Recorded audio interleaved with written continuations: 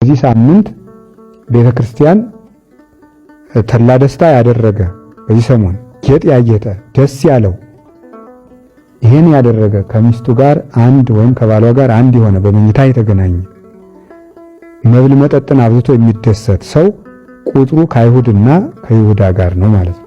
ሰሞኑን የክርስቶስን መከራ እያሰብን ቤተክርስቲያን ተግቶ በመዋል በማደር ቀንም ሌትም በ24 ሰዓት የሚነበብ ግብረ ሕማማት የሚባል መጽሐፍ አለ። ከሊቃውንት የተሰበሰበ አባቶቻችን ሐዋርያት አባቶቻችን በዲድስቅልያ ከሰሩት ከሲኖዶሳቸው ከአዲስ ኪዳን ከብሉይ ኪዳን ከሊቃውንት መጽሐፍ ተውጣቶ የተዘጋጀ የክርስቶስን መከራ አንቀጹን የሚናገር መጽሐፍ ነው። ያንን ቁጭ ብሎ እየሰሙ ወሬ ሳያወሩ ሐሳብ ስጋዊ ነገርን ትቶ ስራ ሳይሰሩ ወደ ግል ስራ ሳያዘወትሩ በቤተክርስቲያን ተወስኖ መቆየት ይገባል። የሚቋረጥ ጸሎት የለም።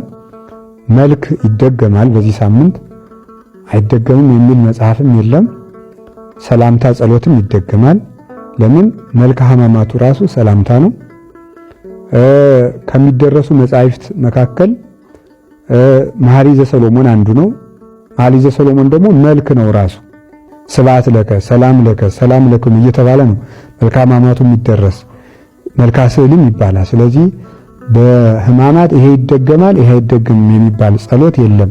ከስንፍና በቀር ግብረ ሕማማትን ከምናደርስበት ጊዜ በቀር የምናደርሳቸውን ጸሎቶች ሁሉ ይደረሳል።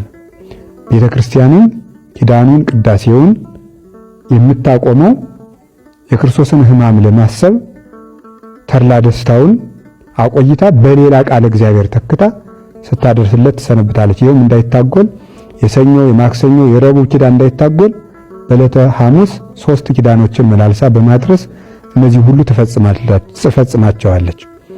ስለዚህ ይህን በማድረግ ቤተክርስቲያን ፍጹም በመዋል ቢቻል የጨው ቂጣ በመብላት የተቻለው ከታመመ ሰው በቀር ደዌ ከጸናበት በቀር በጨው ቂጣ እየበሉ ከሚጣፍጥ ምግብ በቀር ሆኖ ይህንን መጸለይ ይገባል። ቤተክርስቲያን መዋል አለብን። ግብረ ሕማማቱን መስገድ ብቻ ሳይሆን ግብረ ሕማማቱ የሚነበበውን ንባብ መስማት ይገባል። በዚህ ሰሞን ተድላ ደስታ ማጌጥ የለም።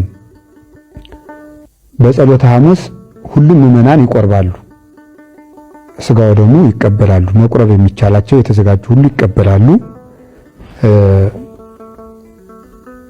ተዘጋጅተን እንቀበላለን ስጋው ደሙን። ለምን? የጸሎተ ሐሙስ ዕለት ብቻ የሚቀደስበት ምክንያት የጸሎተ ሐሙስ ዕለት ሐሙስ ሐዋርያትን አቁርቦ ዓርብ ስለተሰቀለ ያንን ታሳቢ ማድረግ የዛለት ምስጢረ ክህነትን ለማስተማር ሥርዓተ ቁርባንን ለማስረዳት 12ቱን ብቻ ቁርቧል።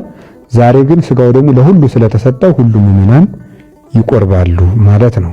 ማማተም ግን ይቻላል ሳምንቱን።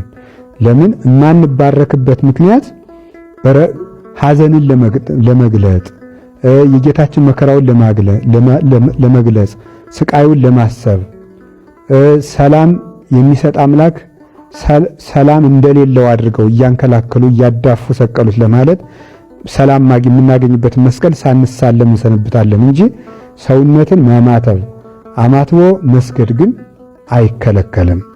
ይህንን አድርጎ ዓርብ ማታ ለእሑድ እስከ እሑድ ድረስ አክፍሎ መዋል ይገባል። ማንኛውም ሰው ማክፈል ይገባል። ፍታት የለም፣ ክርስትና የለም። በዚህ ሳምንት ቀናቸው የሚደርሱ ክርስቲያኖች ቢኖሩ ወይም ደግሞ 40 ቀን የሞላው ወንድ ልጅ 80 ቀን የሞላት ሴት ልጅ ብትኖር ዕለቱን እንደማለፍ አይቆጠርባቸውም።